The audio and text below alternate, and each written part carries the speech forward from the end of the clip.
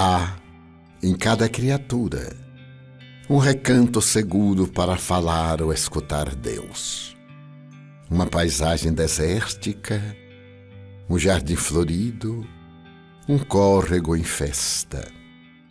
Um amanhecer risonho, uma tarde chuvosa, uma canção ao longe, um rosto de criança, um campo bucólico, alguém em sofrimento, a magia de um poema, a glória de um amanhecer, a policromia de uma pintura, uma frase da Bíblia, uma conversação edificante, um relato comovedor, um gesto de sacrifício, uma oração. Há em toda criatura um recanto seguro que se alcança através de algum desses convites naturais, onde se sente, se fala, se ouve a Deus e o seu amor está mais próximo, é mais envolvente.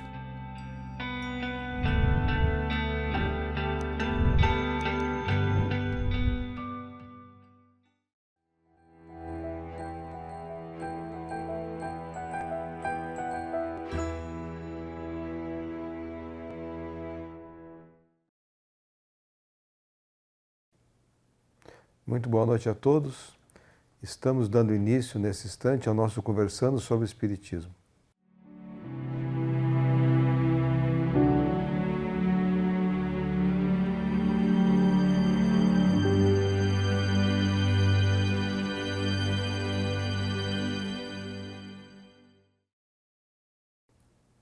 A nossa irmã Solange Seixas irá proferir a prece de abertura dos trabalhos da noite de hoje. Senhor e Mestre Jesus, ó Divino Pastor, as tuas ovelhas volvem ao teu rebanho, na busca de encontrar, no teu conhecimento e na aragem do teu amor, o estímulo maior para a continuidade da superação dos próprios limites, a fim de caminharmos seguros e decididos na tua direção.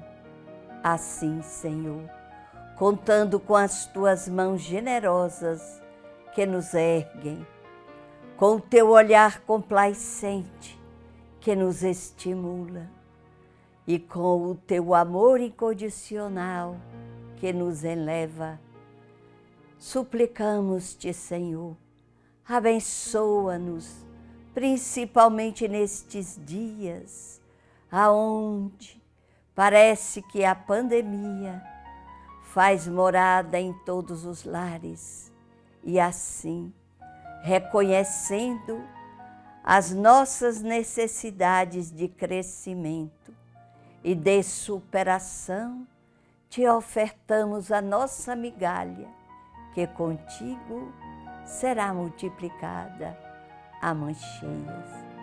Vem, Senhor, vem reflorir os caminhos. Vem, Senhor, vem perfumar corações. Fica conosco, hoje e sempre, e que assim seja. O nosso Conversando sobre Espiritismo da noite de hoje conta com a presença do nosso irmão Saulo. Então vamos convidar a Saulo César para que faça a sua apresentação para todos nós. Olá, meus irmãos, Divaldo, uma alegria estar aqui com vocês. Para mim é uma honra poder participar desse programa que já se tornou uma grande tradição no movimento espírita e que tem levado tanto esclarecimento, consolo e orientação para muitas pessoas. Estou aqui na qualidade de um grande admirador do Divaldo e, para mim, eu me sinto muito honrado de poder compartilhar desses momentos ouvindo uma pessoa que tem feito tanto bem para tantos corações e para a minha vida em particular também. Muito obrigado, Saulo. O nosso programa, como você sabe, ele é dividido em duas partes. Nessa primeira parte, o Divaldo falar uma preleção Depois teremos um pequeno intervalo. Aí nós entramos com as perguntas e as respostas que serão fornecidas por vocês, para você, Saulo, e por Divaldo Franco. Então agora vamos ouvir Divaldo Franco. Senhoras, senhores, queridas irmãs, queridos irmãos espíritas, caras amigas e amigos que nos acompanham pela Web TV Mansão do Caminho, nossos votos de muita paz. A pergunta tem cabida. E agora? Indagam as pessoas. E agora, que fazer? Exatamente, fazer aquilo que se nos apresente. Não postergar para amanhã aquilo que pode ser feito hoje. Vivemos uma realidade histórica das mais notáveis do pensamento. Durante a pandemia de 1800, uma poetisa procurou demonstrar que valia a pena viver, asseverando que aquele mundo de anterior qualidade havia desaparecido.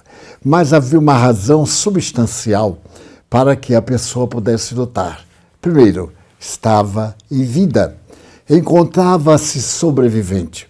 O Holocausto havia passado, mas a pessoa estava perfeitamente vinculada à experiência vivencial. Então, nesse seu poema, ela me remeteu ao campo de concentração de Auschwitz, quando uma judia muito debilitada faz um poema de despedida da vida física. Ela diz assim: entra pelo telhado um raio de luz. Em outras palavras, evidentemente. E eu quero dizer que a vida é maravilhosa. Dizem que aqui é terrível, mas onde quer que a vida esteja, há sempre beleza para quem sabe enxergar. Entra o raio de sol. E ele me trouxe tantas bênçãos da primavera, quando eu corria pelos bosques, e as árvores frondosas que tentavam dominar a luz eram vencidas pelos raios de sol, que desciam para oscurar a terra úmida e deixá-la apresentar as sementes que ali estavam guardadas. E na sua voz atormentada pela fome, era apenas um grupo de ossos recoberto por uma pele delicada e ressequida. Sim, eu sei que vou morrer, mas todos vamos morrer. O importante não é morrer, é saber viver. Digo eu, aprenda a viver integralmente cada momento da sua vida. Não espere para ser feliz quando chegar o Natal. O Natal é apenas uma data simbólica. Ou quando me casar, é uma realização. Seja feliz na preparação do seu casamento. Não postergue, porque este hábito de postergar é numa tentativa vã de fugir à realidade do dia a dia. Eu me recordo muito da experiência de um dos modernos pais da logoterapia, o exemplo de Viktor Frankl, que em 1942, estando em seu consultório em Viena, um consultório próspero, em Viena encantada. A guerra estava começando, mas afinal Hitler não era alemão, ele era austríaco, ele viera do Tirol, nascera no Tirol. E ao adotar a cidadania alemã, ele não esqueceu também das delícias de sua Viena querida, do Tirol. De repente, naquela alegria tranquila para um camburão à porta, saltam os homens de negro e vêm prender Viktor Frankl, sua mulher, seu pai, sua mãe. Não havia por que razão. Lá fora o sol continuava brilhando. Mas a tragédia, de repente, interrompeu uma vida extraordinária. E eles foram jogados naquele camburão que desapareceu. Ele estava escrevendo um tratado de psiquiatria. Era um amante de psiquiatria. Por que o homem é mau? Era a sua investigação. E criou um método para descobrir o sentido da vida. Por que eu estou aqui, você? Porque estamos reencarnados. Mas ele era absolutamente um homem de investigação científica, sem preocupação de onde eu vim, para onde vou, porque sofro. Não. Ele era um cientista. Ele penetrava na mente para quê? nesse turbilhão de neurônios, ele pudesse encontrar os fatores essenciais àquilo que nós chamamos felicidade. E, para tanto, estava escrevendo um tratado de psiquiatria. Ainda conseguiu pegar assim os rolos para levar, não sabe para onde, para o campo de concentração. Então ele esteve em 4 campos de concentração, na Alemanha, por fim, na Polônia. E foi em Auschwitz que a sua vida se transformou. Daquele campo haviam sido assassinados 1.200.000 pessoas sem julgamento, pelo crime de pertencer a uma raça que de um momento para outro passou a ser odiada, a uma raça das mais prósperas da humanidade, que havia conseguido o maior número de prêmios Nobel do conhecimento humano, as maiores fortunas, uma raça de 5.000 anos, mas simplesmente aquele psicopata chamado Adolf Hitler estabeleceu que eles eram porcos, não eram seres humanos. E a onda de loucura tomou conta do mundo, daquele mundo que estava vendo somente os interesses da guerra fomentada por esse austríaco que passava por alemão, Adolf Hitler. E foi jogado em Dachau, um campo que era de trabalhos forçados. A pessoa trabalhava até morrer. E depois outro, mais outro, e por fim foi aquele do qual ninguém escapava. E por que ele sobreviveu? Porque ele estabeleceu que a sua vida tinha um sentido, apesar da tragédia. Ele viu sua mulher entrar na câmara de gás. Ele viu. Sabia que não ia sair mais nunca. Seu pai, sua mãe. E ele perguntava mais, o que houve? Aqueles que o abraçavam uma semana anterior, agora pediam para que os judeus fossem destruídos, totalmente cremados. E ele então começou a pensar em uma experiência, a experiência da logoterapia, a terapia do viver. Por que eu estou aqui? E no campo, onde todo mundo ia morrer, não havia outra alternativa. Cada dia era apenas a soma de 24 horas de expectativa. Não havia nenhum motivo para viver. Bem poucos suicidavam-se. Por que neste mundo nosso, rico de tecnologia e de futilidade, desejamos morrer? Por quê? Pelo excesso de coisas vãs. Nos enchemos de coisas vãs e perdemos o sentido fundamental da vida. Qual é o sentido fundamental da vida? Bem viver. Não é viver bem. Viver bem é ter. Ter coisas. Viver bem, confortavelmente. Mas bem viver é ter paz. Que importa se é dia, se é noite? Eu estou vivo. Tenho minhas metas essenciais. E quais são essas metas essenciais? O amor, tornando o mundo um melhor centro existencial para todos nós. Antes, havia 2 correntes de psiquiatria em Viena.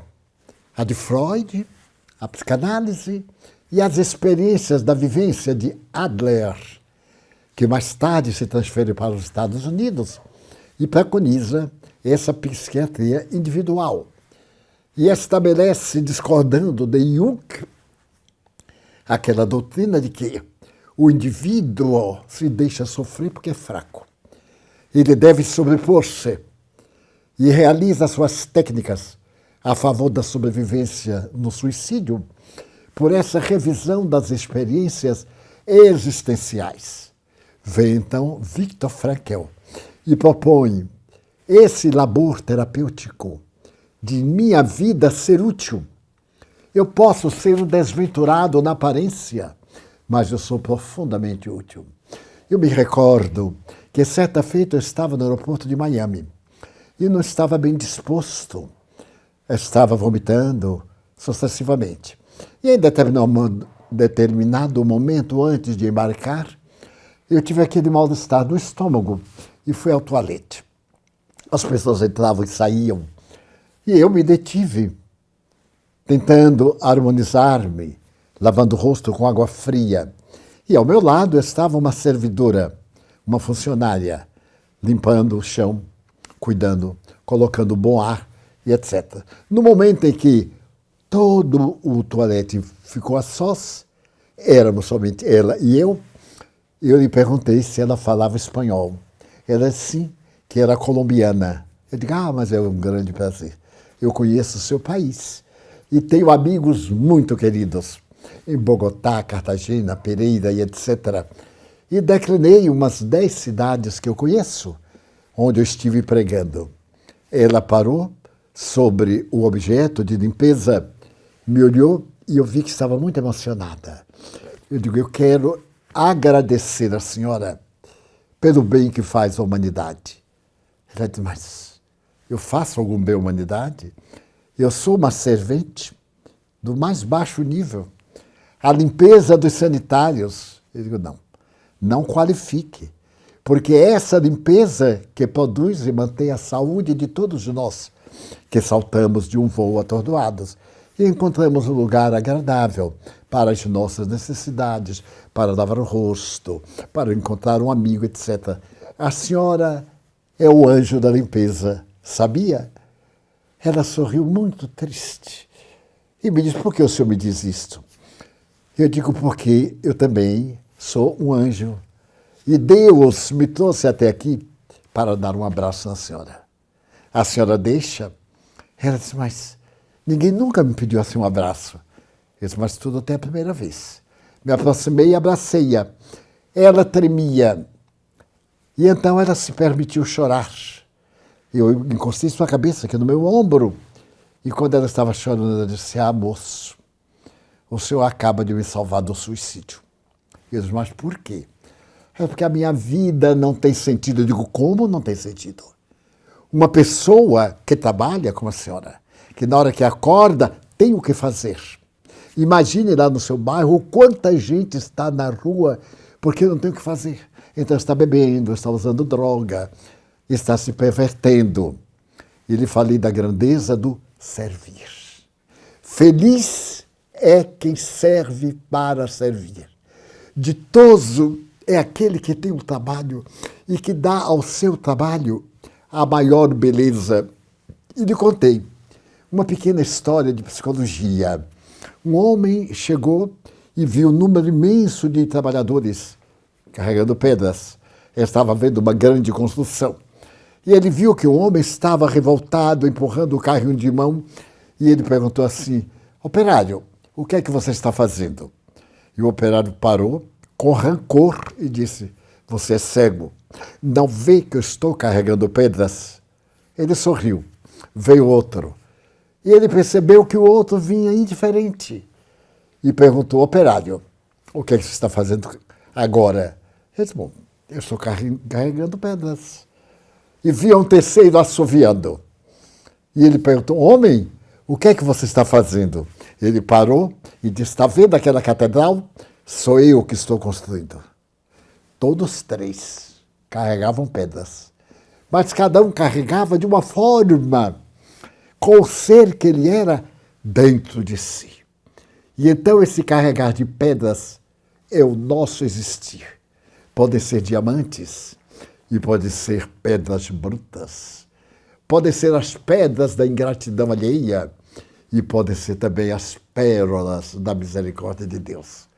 Podem ser os apedrejamentos com que a vida nos marca e podem ser também as gemas preciosas das estrelas que estão fugindo do céu da nossa face. E conversei com ela. E anotei o seu endereço. E disse-lhe que ia escrever-lhe, que ele mandaria um e-mail. E assim o fiz. E numa próxima vez em que eu visitava a Colômbia para proferir conferência em Bogotá, então eu lhe mandei o endereço. E ela foi à palestra, levando os 2 filhos. E então ela me disse, lembra-se daquela tarde lá em Miami, quando eu estava trabalhando lá, porque tinha que arranjar o pão para os meus 2 filhos. E porque o meu emprego era humilhante, o Senhor me demonstrou que ele era muito valioso, Não tem nada humilhante. Humilhante é a falta de caráter. Eu agora sou espírita e venho trabalhar aqui numa obra que estamos realizando ali nas montanhas. Um grupo de pessoas ajudando outras mais pobres, e eu também. Que apesar de pobres, eu tenho que dar, porque a minha vida tem um sentido. Logoterapia.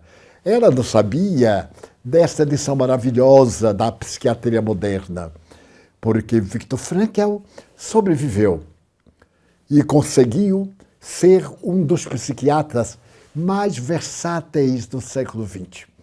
Ele recebeu diplomas de magíster e de honoris causa de 10 universidades norte-americanas que o convidavam para vir pregar a grande terapêutica do sentido da vida.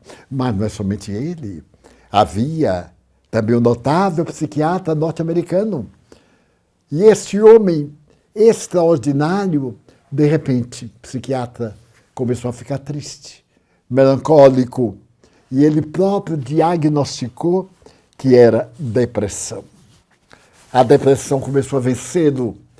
Ele saiu da Universidade de Harvard e viajou para uma região muito quente, para Phoenix, no Arizona. E ali ele realizava o seu grande trabalho, que era o trabalho da hipnose, hipnoterapia, penetrar no submundo do inconsciente para descobrir os traumas.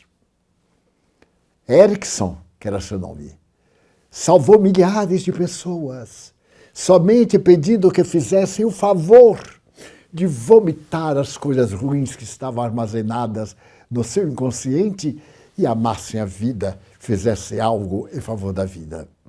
Ele se tornou tão importante, a depressão não saiu dele, que ele continuou depressivo crônico e a universidade mantinham em casa para lhe atender a pessoas que eram terminadas do curso, fazer os cursos superiores com ele, sem ele ter o trabalho de sair de casa. Morreu deprimido e deixou um grande legado. Este legado, faça algo, mas algo que ele fascine, que ele mereça. E entre as grandes lições de Erickson, o método ericksoniano é dos mais belos hoje no mundo. No México, uma grande amiga é ericksoniana, mas ela se fascinou tanto com o espiritismo que adotou também. E tem uma sede no Rio de Janeiro. Ele foi convidado um dia para atender uma dama da alta sociedade de uma região. Era uma senhora muito rica, de repente, murchou, não saiu mais de casa. E a família percebeu que era uma patologia, não sabia qual. Então convidava para que ele atendesse-a, mas não dissesse que era psiquiatra. Ele disse, não posso pegar um paciente mentindo, porque a minha proposta já desaparece da finalidade. Eu sou psiquiatra, vou lá porque ela está doente. Só aceito o caso se eu tiver liberdade de dizer tudo. A família aqueceu. E ele foi visitá-la. Disse-lhe que a família lhe havia contratado, ele era psiquiatra. Queria saber a razão porque ela estava tão triste. E ela dizia simplesmente, não dá motivo. Simplesmente estou triste. Ele pediu licença para olhar a casa. A casa era toda pintada em cores gris, cinzentas, melancólicas. Os móveis eram forrados de tecidos também frios. Não tinha aquele calor das cores bonitas. Mas quando ele passou por um pátio, ele encontrou uma estante com algumas violetas dos Alpes. E foi só o que ele encontrou de vida naquela casa, foram os vasos de violeta dos Alpes. Quando ele foi conversar com ela, disse, mas gostei da sua coleção. E ela disse, ipsis verbis, por causa das violetas, eu ainda não me matei. Oh, então a sua vida tem um sentido. Cuidar das violetas. Vou lhe fazer uma receita e não virei mais. Cuide das violetas. Prometa-me que vai cuidar de suas violetas. Elas vêm. Isso eu prometo. Porque eu gosto muito dos tons variados e débeis das violetas dos Alpes. Ele saiu Antes de sair, disse, e quero te dar um conselho. A senhora que ama Violeta, quando receber um convite para um casamento, não vá, mande um vaso de violeta. Uma formatura, um aniversário, mande um vaso de violetas. Apenas isto, prometo. Ele chegou e disse à família, mandem o máximo de convites para ela. Toda pessoa conhecida que fizer qualquer festa, mandem um convite. E ela vai mandar um vaso de violeta. E disseram, e daí? Ela vai ficar boa. Totalmente boa. Passou. E ela um dia recebe um convite para um casamento de uma família muito distinta. Ela escolheu o melhor vaso de violetas dobradas, chamou um servo e mandou entregar em loco. E assim foi. De repente, quando ela chegou à varanda, já não tinha mais vasos. Ela disse, ué, fiquei distraída, que será de mim? Correu a uma casa de jardinagem. Ela não saía nunca. Para comprar vasos, xaxim e algumas violetas para ela tomar de uma folha, plantar. E então ela enriqueceu mais o seu jardim de violetas. A notícia correu e ela passou a ser chamada a Dama das Violetas. 10 anos depois, ela desencarnou. Absolutamente recuperada. Dava festas em sua casa. Mas havia uma condição a quem fosse a sua festa. Na saída, levar um vaso de violeta. Você já pensou nisso? Ao invés de você apresentar aos seus amigos queixa, amargura, reclamação desses dias terríveis, plante violetas. Mas se você não tiver jeito de plantar, ore a prece das violetas. Senhor, eu te amo tanto que quando um animal me esmaga com seus pés, eu retribuo o crime dele perfumando-lhe as patas. Notou?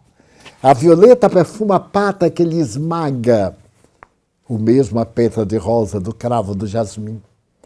A sua vida na terra tem um sentido. Plantar esperança, servir, doar, doar-se. Então, o que fazer nesta hora? Amar. Os acontecimentos são fortuitos. A epidemia pandêmica apareceu. Um dia desapareceu. A de 1800 ninguém lembra. A de 1918, 19, quase que não lembramos.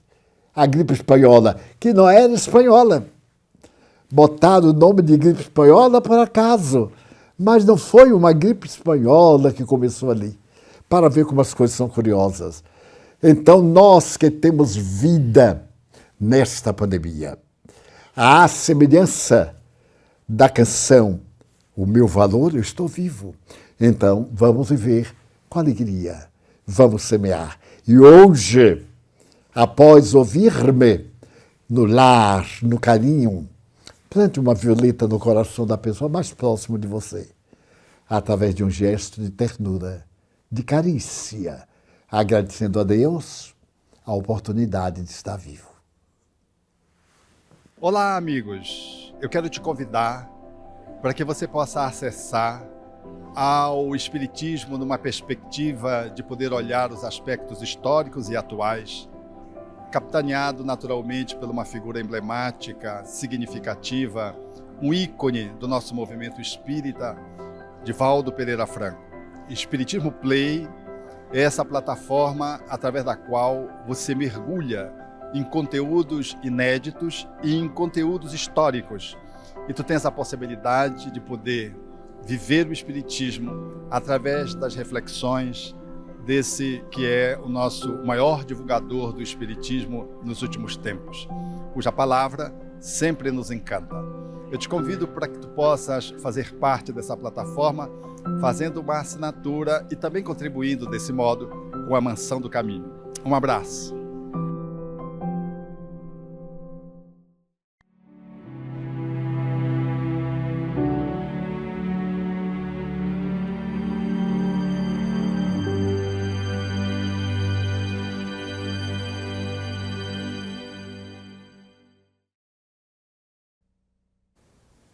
Saulo, então vamos dar início agora à nossa segunda parte do programa com as perguntas que nos foram formuladas e as respostas que poderão ser desenvolvidas por você e por Divaldo. Então vamos aqui à nossa primeira pergunta que veio de Raquel. E ela nos fala sobre o remorso. Como ajudar uma pessoa que sofre em razão de remorso por algo que sente que deveria ter feito, mas não fez, e ainda é perseguida por isto? Olá, Raquel. O primeiro passo para a gente lidar com o remorso, com a culpa, é a gente se perdoar.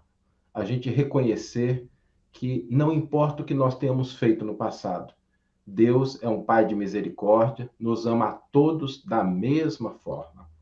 E existe uma forma muito pragmática da gente reconhecer o amor de Deus na nossa vida. A gente acorda pela manhã e dá uma olhadinha para o teto. Se nós estivermos encarnados, significa que Deus ainda confia na nossa capacidade de sermos melhores, de corrigir os nossos erros, de semearmos, como Divaldo disse, de uma maneira tão bonita, as nossas violetas nos corações daqueles que estão à nossa volta. Por isso, não desperdice o presente do presente com os erros do passado. Quando nós estamos passando por dificuldades, quando nós estamos vivenciando problemas, por aquilo que passou ontem, lembremos que o dia de ontem está indelevelmente marcado e não é possível que nós o alteremos. Mas o dia de hoje pode ser utilizado para grandes coisas, para renovações, para alegrias. Então não nos percamos com o passado. Lembremos que se Deus colocou nas nossas mãos as 24 moedinhas do dia de hoje, é porque Ele confia na nossa capacidade de multiplicá-las em amor, em alegria, em sabedoria, em paz, em serviço ao semelhante. Esqueçamos o passado para que ele não comprometa o nosso presente, a fim de que nós possamos construir o nosso futuro. Muito bem. O Divaldo tem uma pergunta de Vanessa, que ela trata sobre os relacionamentos familiares. E ela pergunta que muitas vezes, por mais que a pessoa faça um esforço de se relacionar dentro do núcleo familiar, parece que existem barreiras que, mesmo sem motivo aparente, né, existem desavenças. Então, nós, sobre a ótica espírita, o que é que você poderia nos esclarecer a respeito dessa problemática dos relacionamentos familiares? A família é o agrupamento de espíritos para o mistério da perfeita união. Nem sempre de espíritos afins, mas também de espíritos adversários uns dos outros, para que no estreitamento dos laços consanguíneos haja uma afinidade de natureza moral.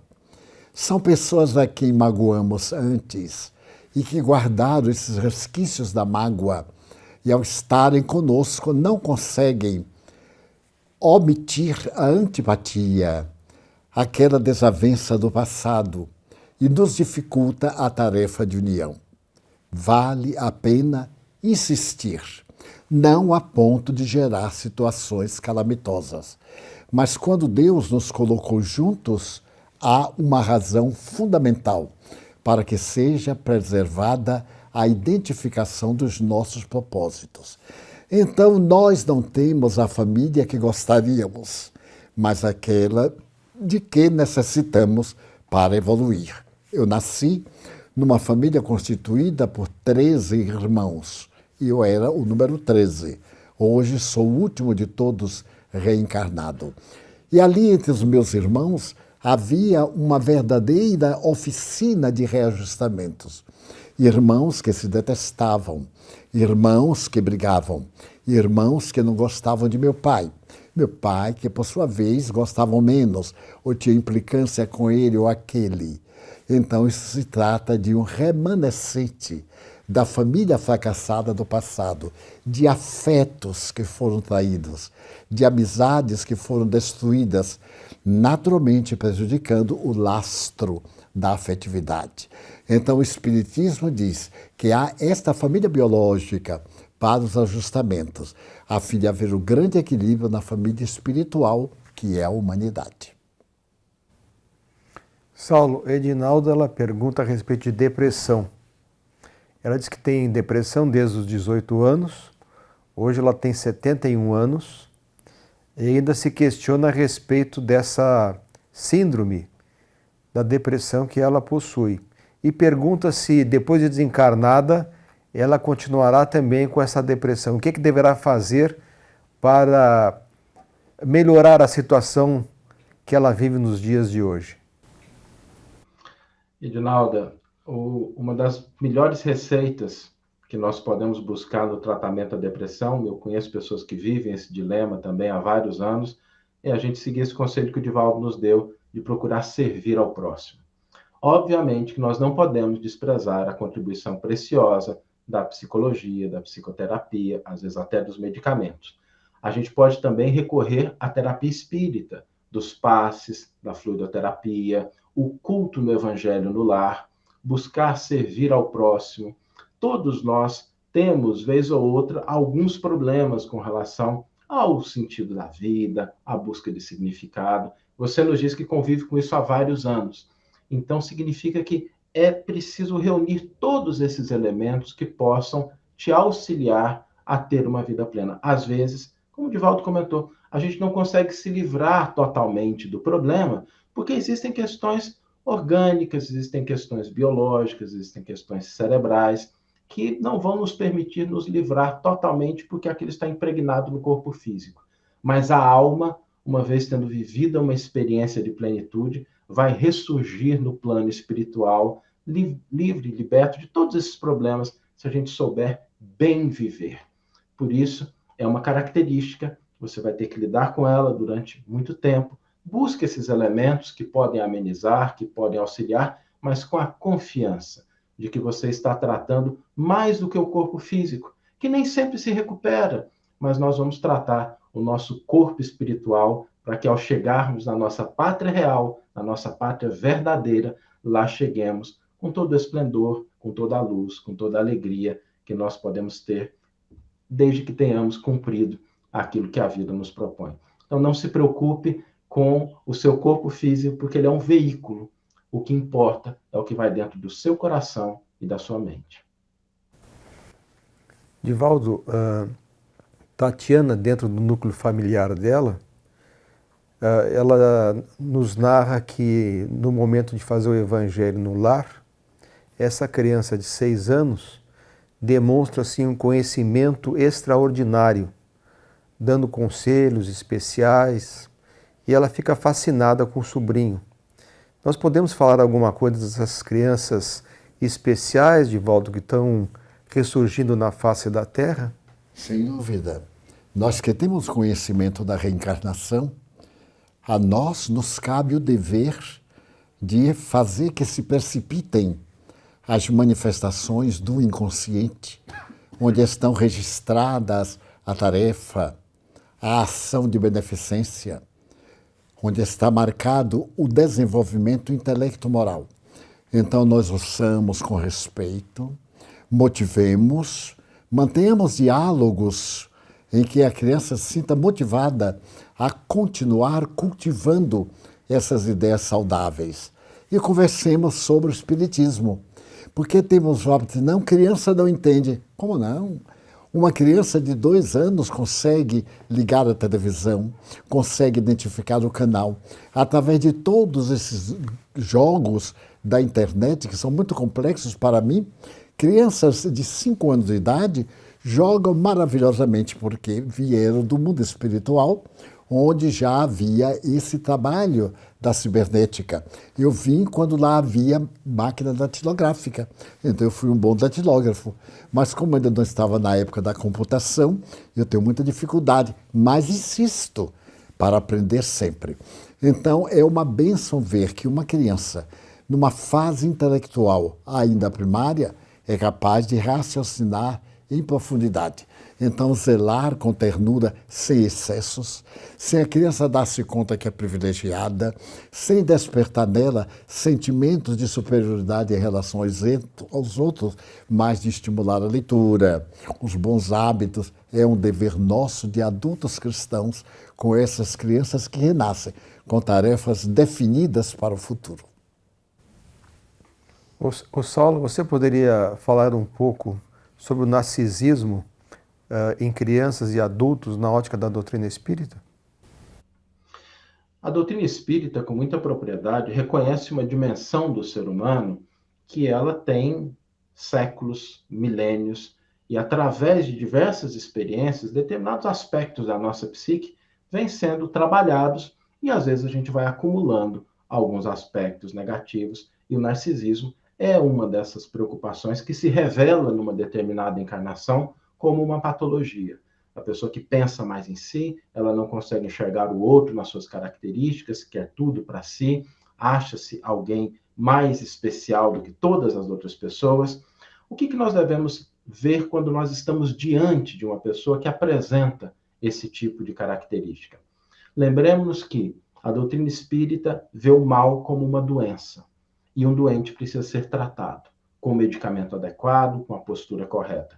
O que exige, às vezes, muita sensibilidade, muito tato, uma abordagem que seja adequada àquele problema e que, às vezes, necessita, sim, de um trabalho terapêutico, de alguma inserção na área da psicologia, para que a pessoa possa se reajustar ou, pelo menos, conseguir se equilibrar dentro da sociedade. A doutrina espírita nos mostra que o que nós vivemos hoje é a herança do nosso passado, mas não é a determinação do nosso futuro. O narcisista de hoje pode se tornar alguém fraterno amanhã, mas é preciso lidar com a realidade que ele apresenta para a gente. Sem ingenuidade, sem que a gente não veja os problemas, porque eles precisam ser tratados, mas a gente nunca perder o nosso senso de fraternidade, de amor, de cooperação para oferecer o melhor para aquela pessoa. Por isso, o narcisismo é esse resultado de muitas vezes a pessoa ir se prendendo no próprio egoísmo, que se torna uma cadeia, que se torna algemas, e nós podemos auxiliá-la a se libertar. Odivaldo, o João faz uma pergunta. Se você poderia traçar alguns comentários sobre as bem-aventuranças? As bem-aventuranças são o mais tocante hino de amor que a humanidade jamais escutou. Elas ficaram interrompidas através de uma reticência final, para que mais tarde Francisco de Assis, através de paráfrases, pudesse concluir o pensamento de Jesus, quando ele chama irmã água, irmã sol, irmã natureza, irmão lobo. Então as bem-aventuranças são um hino de libertação dos velhos chavões do poder, antes de Cristo e depois de Cristo. Aqueles poderosos do mundo equivocados, fracos, tão poderosos que uma picada de alfinete infectado pode transmitir uma enfermidade grave e matar. Que é uma parada do coração, que pulsa desde 20 minutos após a fecundação e somente para na etapa final, interrompe a jornada do homem mais poderoso do mundo. O coágulo cerebral, de um ligeiro derrame, pode inutilizar, deter no leito de paralisia, num coma profundo, ou acender lâmpadas do conhecimento de outras existências, que está armazenado no perispírito, portanto, na significação do inconsciente profundo. Então, a tese das 7 bem-aventuranças é tão grandiosa que nós ainda não entendemos perfeitamente quais são os pobres de espírito que herdarão o reino dos céus. Serão espíritos pobres ou pobres de espíritos? O espírito pobre é aquele que não dispõe dos valores que enriquecem a vida. E os pobres de espírito são aqueles que não têm esses tesouros de mentira que pesam na economia da terra. Então, o indivíduo que é pobre de egoísmo, é pobre de ódio, de ressentimento. O indivíduo que é pobre dessas emoções do prazer imediato, mas, no entanto, ele é rico das emoções transcendentais. É Francisco de Assis e aquele representante do mundo árabe com quem ele conversa no Egito e consegue fascinar Saladino, o que conquistou Jerusalém no seu tempo. Então, esses pobres de espírito seremos nós, quando modificados por dentro, não nos preocuparmos tanto por fora. Nós ainda somos o diamante, que está com a casca tosca e a massa grosseira e imunda, que as dores e as reencarnações irão lapidando, até a hora em que nós possamos refletir uma estrela, pobre de anfractuosidades e luminoso pelas bênçãos de Deus. Então devemos muito lutar por essas aquisições, a pobreza dos valores que enriquecem na terra, que levam à guerra, à disputa, ao ódio. A humildade que serve para ser aquele que ajuda e não aquele que está sendo ajudado. A grandeza de poder ter essa paz, que nada abala, porque ela vem do Cristo Jesus. Então, as bem-aventuranças são, no meu e outros conceitos muito mais importantes, o maior texto de beleza jamais escrito pela humanidade. No Sermão de Lucas, alguém da literatura universal escreveu que era o mais lindo livro que a humanidade possuía. E então, no Sermão da Montanha de Marcos, capítulo 5, versículos 1 a 12, nós temos a grande poemática do Reino dos Céus. Então, não nos podemos enganar, nem queixar, porque estamos incluídos entre aqueles que, perseguidos pelo mundo, têm o acompanhamento de Deus. Saulo, André nos pergunta qual seria a metodologia mais adequada para o estudo do Livro dos Espíritos nas casas espíritas. André, uma excelente pergunta, porque o Livro dos Espíritos é um tesouro para a humanidade, pelo menos assim é a nossa concepção. E o estudo das obras básicas, o Livro dos Espíritos em especial, ele deve sempre buscar atender alguns aspectos, sendo que são princípios, diretrizes, e cada casa espírita vai adequar aquilo à sua realidade, às suas características. Mas existem alguns princípios que a gente pode dizer que têm funcionado. Em primeiro lugar, é que a gente abra um espaço para que a gente possa conversar, porque o diálogo em torno das questões do Livro dos Espíritos sempre é rico, sempre nos traz perspectivas, nos ajuda o entendimento. Então, sempre que a gente puder favorecer o diálogo, esse é um aspecto importante. O segundo, que é de fundamental importância também, é que nós sempre aliemos o estudo intelectual, a análise, que são importantes, à prática e à vivência. Porque a proposta da doutrina espírita não é uma proposta que se restringe à nossa mente, à intelectualidade. Ela também atende a isso, porque é uma das propostas mais esclarecedoras que, pelo menos na minha visão, nós temos à nossa disposição na atualidade. Mas ela nos convida a uma vivência.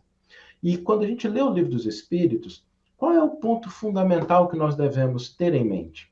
Ele nos ensina, ele nos orienta a vivermos aqui e agora como espíritos imortais. A gente às vezes pensa assim, não, eu tenho um espírito, não, eu sou um espírito, vivendo uma experiência material.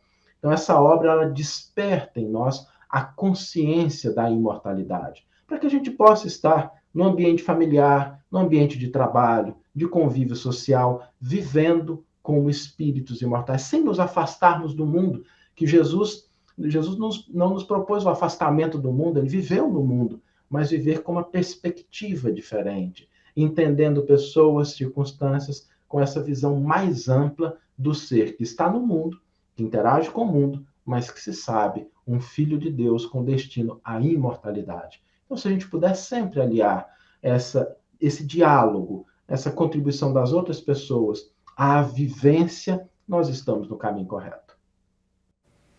Divaldo, Luciana nos pergunta qual seria a diferença entre perturbação espiritual e obsessão espiritual.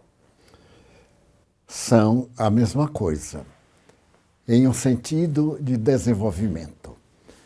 A perturbação espiritual é o início, invariavelmente, de um transtorno de natureza obsessiva para o futuro.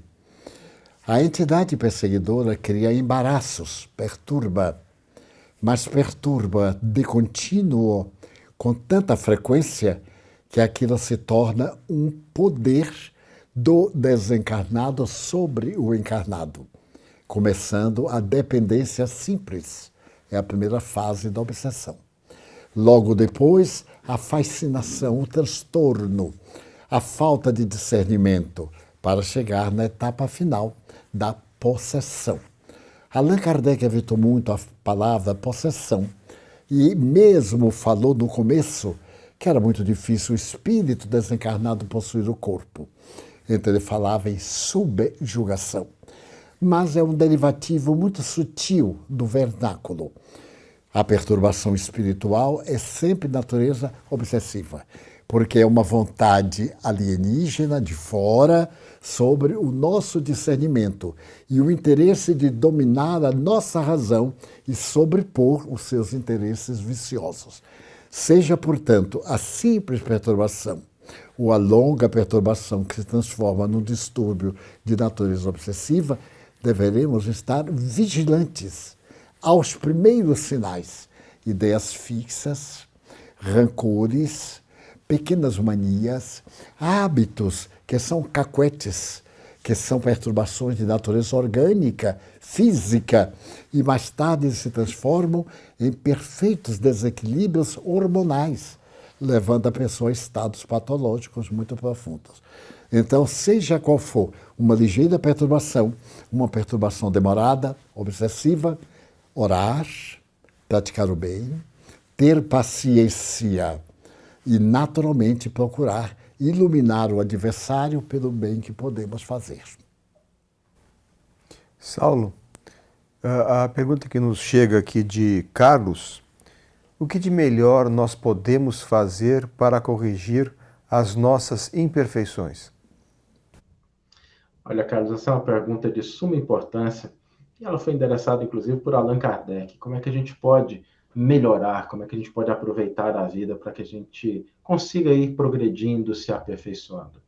Em primeiro lugar, se você já está no ponto de reconhecer as imperfeições, é preciso valorizar isso, porque muitas pessoas ainda vivem na ilusão e sequer reconhecem aquilo que precisam melhorar. Então, só o fato de você reconhecer que precisa melhorar alguma coisa, a gente coloca no nível um pouco melhor, e isso a gente deve valorizar. A gente deve também ter paciência conosco, entendendo que muitas vezes nós não vamos conseguir resolver os nossos problemas da noite para o dia, mas é importante a gente tentar, a gente não desanimar. Aliás, Allan Kardec, com muita propriedade, definiu que se reconhece o verdadeiro espírita pela sua transformação moral e pelos esforços que emprega em domar as suas más inclinações, porque todos nós as temos. Allan Kardec não definiu o verdadeiro espírita pelos caracteres de santidade que nós ainda não possuímos, mas ele definiu o nosso esforço, a nossa busca. Se cairmos hoje, levantemos amanhã. Se cometemos um erro, que a gente percebeu que não foi adequado, tentemos acertar depois. E nessa alegria, nessa busca, valorizando as nossas conquistas, nós vamos nos aperfeiçoando. Às vezes a gente foca muito nos nossos problemas e a gente esquece de cultivar as flores do nosso jardim, de cultivar aquilo que nós temos de bom. Então, melhorar-se, progredir, pressupõe essa alegria, essa busca na direção de algo melhor, e nós devemos sempre valorizar esse aspecto. Então, reconhecer é o primeiro ponto e ir nos esforçando, valorizando as nossas vitórias, porque a doutrina espírita nos informa, o progresso é uma lei inexorável, nós vamos chegar lá, Deus confia em nós, os espíritos estão para nos auxiliar, e se nós colocarmos a nossa cota de esforço e de dedicação, não faltarão mãos que nos auxiliem a nos tornarmos melhores. Odivaldo, nessa última pergunta do nosso programa do dia de hoje, eu vou ler aqui textualmente a pergunta do Jaime. Percebo que o fenômeno das mídias sociais mais tem afastado as pessoas do que aproximado. Como equilibrar as relações no contexto de uso de certas tecnologias que apresentam este malefício?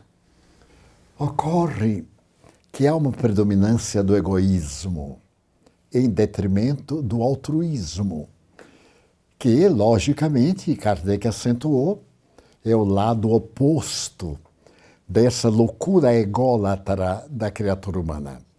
O veículo é bom, mas de acordo com a maneira como seja utilizado.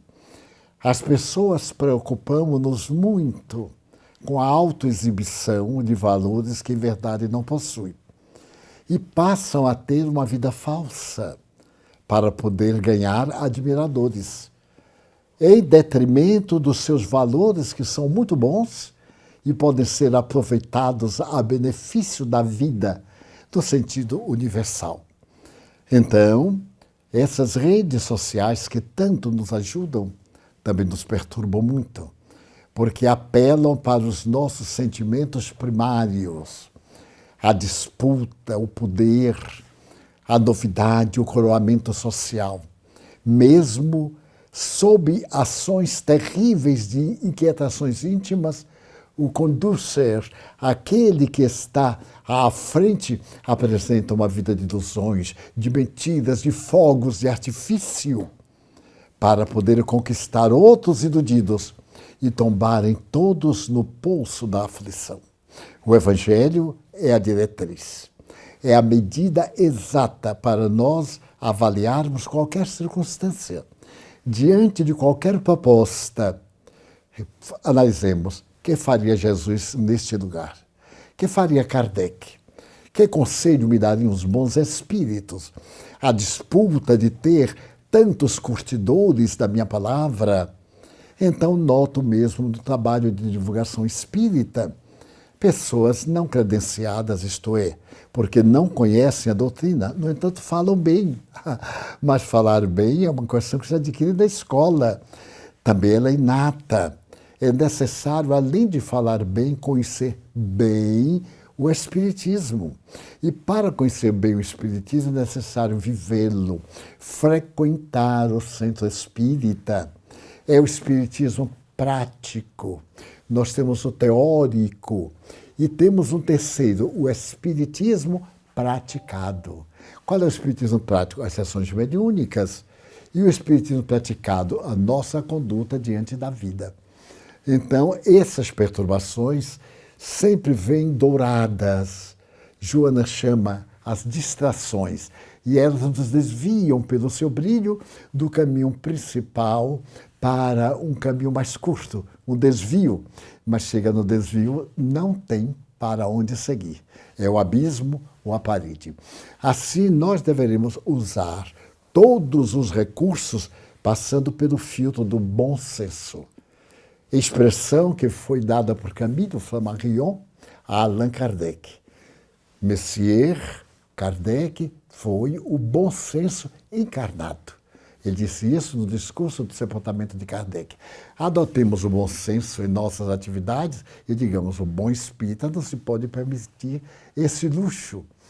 Um dia, Chico Xavier, quando lhe perguntaram, mas esse olho seu não fica bom nunca? Ele disse, pois é, meu filho, ter um olho já é um grande luxo, agora imagine dois. E continuou 60 e tantos anos com aquela problemática, que ele sabia a razão, sem queixar-se, sem reclamar, porque aquilo fazia parte do histórico da sua vida. Então, durante este mundo de fantasia de Disney, essa beleza que nos encanta, podemos sim vivenciá-la, podemos experienciar esses prazeres, mas eles não são fundamentais. Eles são meios de alcançarmos as nossas metas de paz e de serviço. Muito bom. Chegamos então, Saulo, ao final do nosso programa da noite de hoje. Foi excelente, excelentes perguntas, brilhantes respostas. E convidamos você agora, então, a que se despeça dos nossos internautas. Olha, eu gostaria de agradecer esses momentos que nós estivemos juntos aqui, podendo refletir sobre essa doutrina que nos consola, que nos esclarece.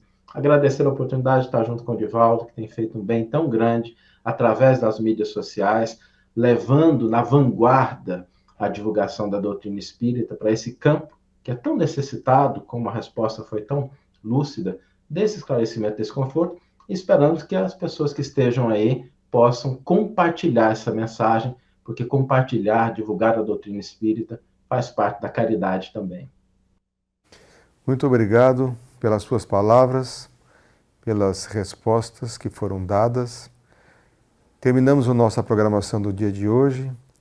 Agradecemos então a professora Solange pela prece de abertura, a Divaldo Franco pelas respostas, pela preleção inicial, a equipe da Mansão do Caminho, ao Sérgio e ao Júnior, a nossa Isiane, que está fazendo a nossa tradução das Libras, a doutora Piedade, que nos faz companhia aqui no estúdio, os nossos irmãos Laudelino, Enio e Jaque, que estão aqui conosco.